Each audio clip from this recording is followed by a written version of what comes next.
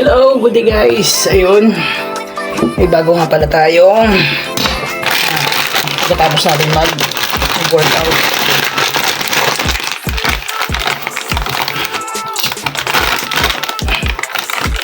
Quaker Oats guys, napakalakas magpapayad nito. Shampoo body din. Instead na kanin, try nyo ito.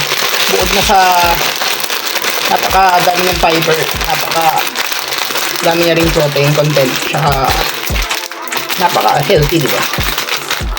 Then, after nyan, egg. Okay na. And guys, itlog. After ng egg guys, syempre, kailangan natin ng gatas. Hop.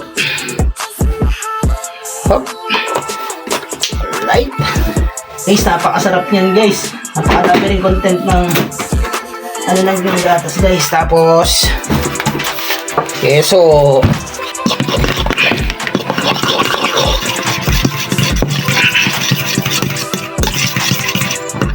Parami ito yung gatas ko. Pero syempre, para maging ganyan yan is kailangan natin ng ito yun guys. Tcharan! Yan.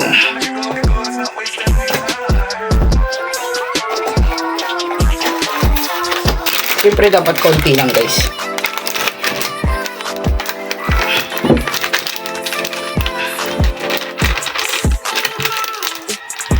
Hop.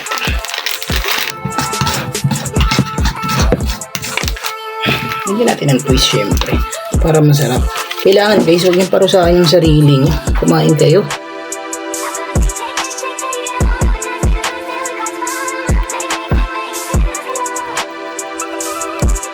Sabi, combo yan guys. Puro protein yan.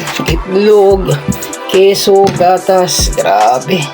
Tapos yung number 1 yung ano, yung Quaker Oats guys. Napaka ano yan. Pero kung gusto nyo guys, magpapahit lang talaga kayo. Dati ginagawa ko. Ano, kung kaya nyo, Quaker Oats lang. Tapos walang walang asukal. Or walang ano. Kung kaya nyo na yun guys Pero, ayun lang, hindi recommended yun. Kasi, huwag nyo paparusahan yung sarili nyo guys. Paano na lang, diba? Paano pag dumating na yung 2 years 1 year? Baka mapanghinaan lang kayo ng loob. Tapos, wala na. Bigla na lang masayang yung inyong nasimulan. Kaya, guys, huwag kayo magmamadali. Isa buhay nyo na yung fitness journey nyo. Tapos guys, iprituin na natin to. Ayan na guys, yung final mixture nya. Yan, combo. After natin mag-workout, ito yung kakainin natin. Isa lang guys, lagyan nyo ng mantikilya o yung mismong ano. Ayan na siya. Diba? Tapos sinaan nyo naman yung upoy.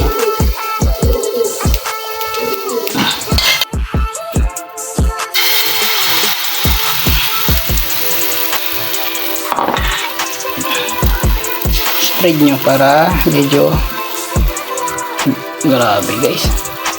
Pwede nyo itong gayahin guys pwede rin hindi. Okay guys, ganyan lang dali. And guys, ito na yung finished product. So bali, ayan yung natin, protein cake, protein hot cake kung tawagin. Grabe, I think kinumpute ko guys, nasa mga 60 to 70 grams, 60 grams of protein to kapag naka 100 grams ka na ito. Grabe, ganun siya ka guys, ganun siya ka